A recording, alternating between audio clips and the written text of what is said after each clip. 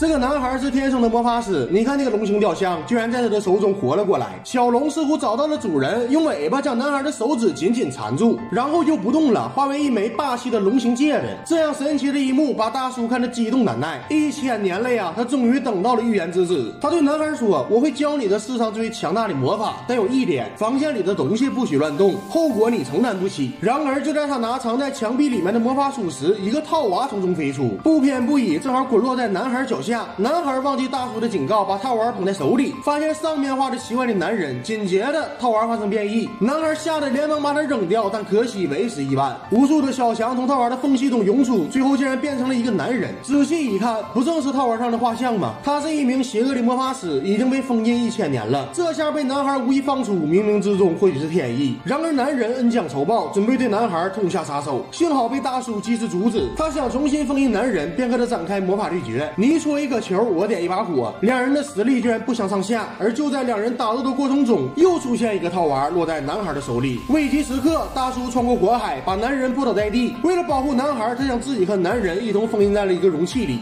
男孩撒腿就跑，来到大街上，惊魂未定的他一把扔掉套娃。转眼间10年过去了，封印两人的容器被2个老人买回家中。这天他竟然动了起来，随后一股黑烟从容器里喷射而出。不幸的是，男人率先破风，然后他就抱起容器顺着窗户扔了出去。眼看容器就要被摔碎，大叔使出吃奶的劲儿才简单逃生。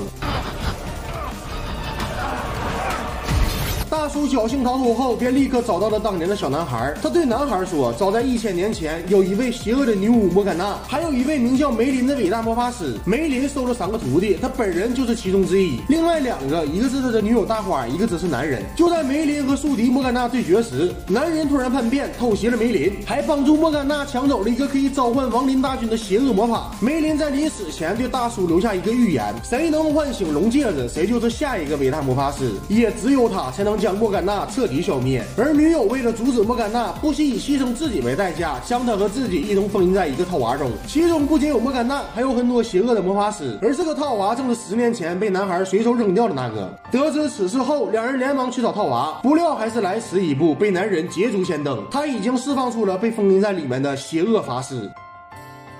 一个诡异的男人出现在了大叔身后，只见他轻轻抬手，便施展出了暴雨梨花针，把大叔射成了刺猬。好在大叔的皮衣足够结实，没有受伤。随后反手一击，把男人打出窗外。男人也是皮糙肉厚，不仅屁事没有，还从腰间招出了一条恶龙。男孩吓得惊慌逃跑，然而恶龙紧追不舍，很快就把他逼到了绝路。眼看男孩就要被活活烤死，大叔及时赶到，抬手一个冲击波命中敌人。紧接着，男人和恶龙一同消失在了大街上。通过这次经历后，男孩决定拜大叔为师，学习魔法，抵御邪恶女巫莫甘娜，为祸人间。男孩不愧是预言之子，学起魔法来可谓是得心应手。很快他就能利用魔法制服抢劫的坏人了，还顺带手收获了一个迷妹。然而就在两人甜蜜约会时，邪恶法师却组团来袭。大叔被困无法动弹，男人在得到封印莫甘娜的套娃后，就准备对大叔下杀手。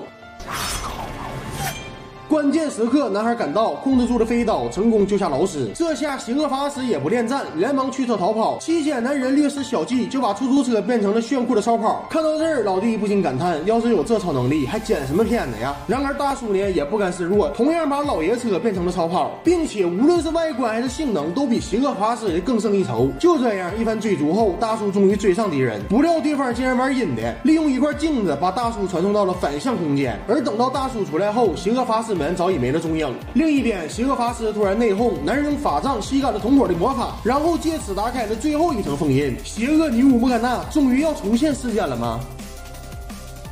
这个男人脚下的地毯竟然突然复活了，变成一片沼泽，巨大的吸力即将把男人拖进深渊。然而他是一名魔法师，经验丰富的他利用魔法控制一旁的铁链，成功脱身。可另一边的魔法学徒就不那么走运了，他眼前的这个套娃封印着1000年前的邪恶女巫莫甘娜。就在他即将得手时，背后的男人就早已挟持了他的女友。他威胁男孩交出戒指和套娃，男孩无奈之下只好将2样东西拱手相让。如今万事俱备，男人阴笑一声，转身离去。接着是打开封印的关键，而且没了戒指，男孩便失去了魔法。而为了保护世界不被莫甘娜的亡灵大军所摧毁，大叔决定独自一人前去阻止莫甘娜复活。他召唤出了钢铁巨鹰，直奔莫甘娜的复活点。这边广场中的邪恶法师刚刚释放出了被封印1000年的邪恶女头子莫甘娜，距离召唤亡灵大军摧毁整个世界只差最后一步，那就是由莫甘娜亲手画出一道强大的魔法召唤阵。当大叔赶到的时候，魔法召唤阵已经逐渐形成。男人很快就发现了躲在暗处的大叔，而此时的男人因为有了龙戒指的加成，变得法力大增。大叔已经不是他的对手，被打得落花流水。男人还复活了巨大的铜牛雕像。面对如此强大的攻击，大叔只有脚底抹油的份。而此时魔法召唤阵已经画好，天空中冒出滚滚黑烟，世界各地的魑魅魍魉、妖魔鬼怪通通被唤醒。莫非世界彻底没救了吗？男孩不答应。只见他按下手中的遥控器，一道强悍的电流出现，直接将胡子男的法杖击落。不是说他已经没有魔法了吗？原来男孩是物理系高材生，他将实验室里的电线绑在了车上。没错，他就是要用科学打败魔法。这边的大叔抓住机会，一招秒掉了邪恶法师，朝他飞奔而来的铜牛也被坐骑钢铁巨鹰直接抓走。可是危机仍旧存在，召唤仪式还在继续，亡灵大军已经被唤醒。莫非世界彻底没救了吗？男孩的女友不答应。只见他爬到了信号塔顶，一脚踹掉了信号传输器，召唤仪式随之中断。刚刚才被唤醒的亡灵再次入土。不过莫甘娜毕竟是活了1000年的强大女巫，她先是挣脱了大叔的封印，然后一道冲击波向大叔打的直接失去作战能力。就在莫甘娜准备对众人痛下杀手时，男孩突然唤醒了魔法，成功挡住了莫甘娜的致命一击。接着一边躲避冲击波，一边操控着高压连线，连接在了城市电网之中。